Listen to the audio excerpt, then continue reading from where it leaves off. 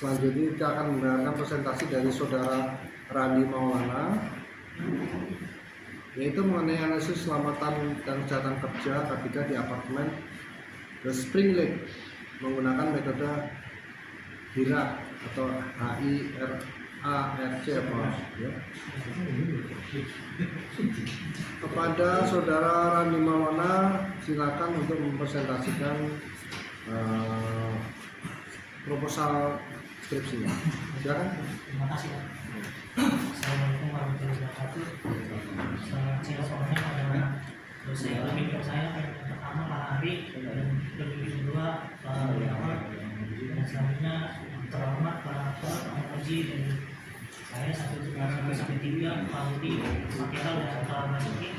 Saya akan mempresentasikan tentang analisis keselamatan dan kesehatan kerja di apartemen The Spring Lake menggunakan metode HIRAC.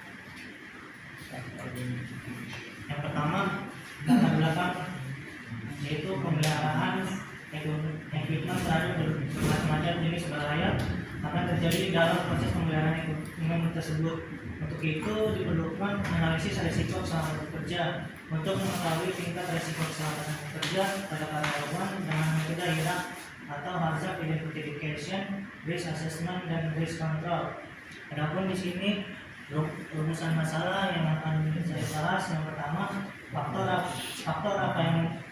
apa yang memberikan pengaruh terhadap penerapan K3 dalam pemeliharaan equipment di apartemen The Spring Lake menggunakan metode HIRAC.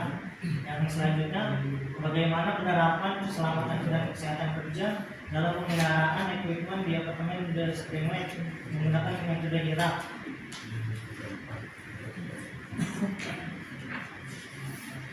Adapun di sini tujuan dari penelitian yang pertama memahami faktor yang memberikan pengaruh terhadap penerapan K3 dalam pemeliharaan equipment di apartemen The Spring Lake. Yang kedua memahami penerapan K3 dalam pemeliharaan equipment di apartemen The Spring Lake dengan metode HIRAC. Selanjutnya adapun di sini manfaat dari penelitian tersebut. Yang pertama menjamin kesiapan operasional pada seluruh equipment yang diperlukan apartemen The Spring Lake.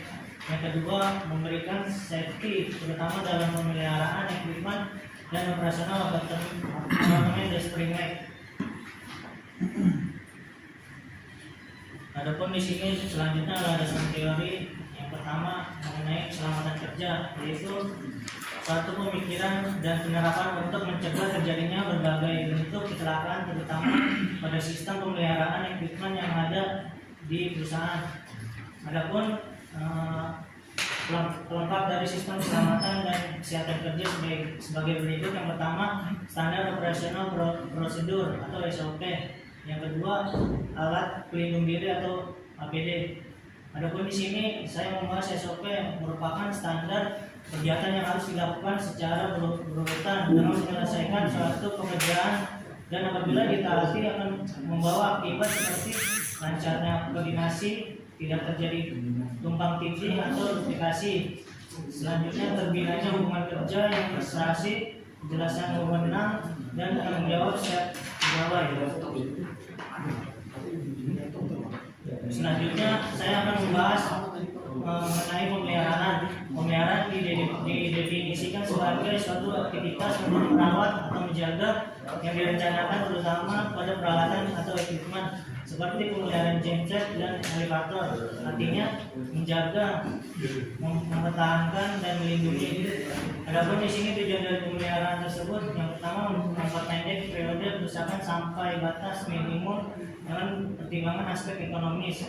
Yang kedua menjamin keselamatan semua orang yang berada dan menggunakan sarana tersebut. Yang ketiga memperpanjang umur produktif suatu mesin pada tempat kerja, bangunan dan seisinya. Adapun di sini saya membahas selanjutnya APD yang merupakan cara terakhir yang harus dilakukan untuk mencegah kecelakaan apabila program pengendalian air tidak mungkin dilaksanakan. Artinya untuk mencegah terjadinya kecelakaan kerja. Berikut alat pelindung diri terdiri dari pertama safety helmet, sarung tangan, safety shoes, tali pengaman, penutup telinga, masker, kacamata pengaman, dan pelindung wajah. Berikutnya Adapun di sini kerugian yang disebabkan kecelakaan akibat kerja menyebabkan 5 jenis kerugian. Yang pertama kerusakan, yang kedua kekacauan organisasi, yang ketiga keluhan dan kesedihan, yang keempat kelainan dan cacat, dan terakhir kematian. Adapun di sini kecelakaan akibat kerja dapat dicegah dengan cara sebagai berikut. Yang pertama peraturan perundang-undangan, standarisasi, pengawasan, riset medis dan psikologis, penelitian secara statistik, pendidikan dan latihan-latihan, penggairahan, asuransi, dan usaha keselamatan pada tingkat perusahaan. Adapun di sini saya akan membahas juga tentang HIRAP. HIRAP digunakan untuk mengidentifikasi dan menganalisis potensi bahaya serta memberikan penilaian risiko pada saat melakukan proses pekerjaan. Selanjutnya hasil HIRAP menjadi masukan untuk menyusun objektif dan target ketiga yang akan dicapai yang dituangkan dalam program kerja. Selanjutnya di bab 3 tentang metodologi penelitian, yaitu merupakan gambaran dari tahapan yang dilalui dalam menyelesaikan suatu masalah ditemui adalah sebuah penelitian. Berikut langkah-langkah yang dilalui untuk menyelesaikan penelitian ini. Yang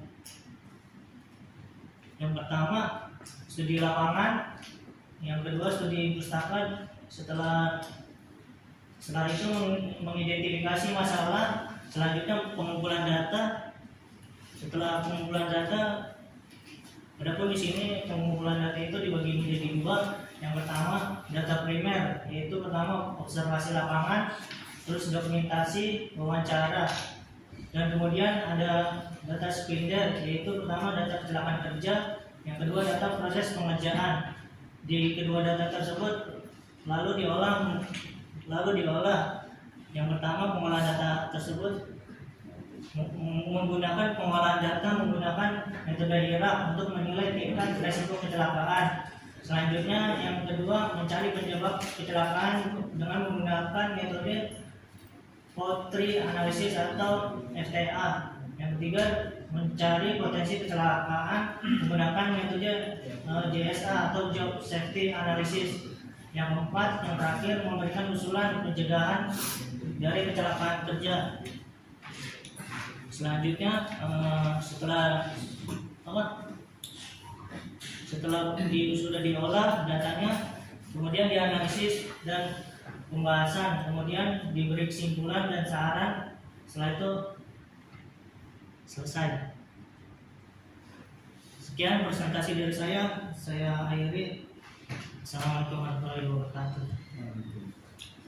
Terima kasih Saudara Ali, silakan duduk dulu.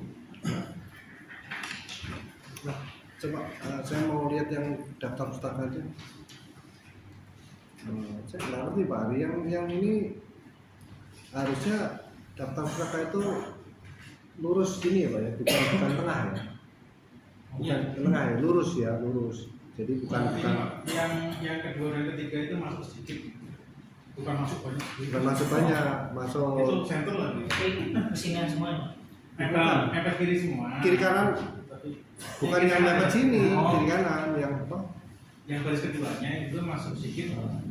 Ya Pak ya. Anda kan ngambil ininya kan ada mepet kiri, mepet kanan, tengah, sama yang kiri kanan, Ya Pak. yang rata kiri kanan tuh. Ini Anda ngambilnya kayaknya tengah, ya kan? Benar nggak? Ya Pak, betul. Nah, tuh, kemudian itu ini gimana Pak? HTTP itu gimana? Boleh nggak HTTP? Itu cuma tambahan Pak harusnya.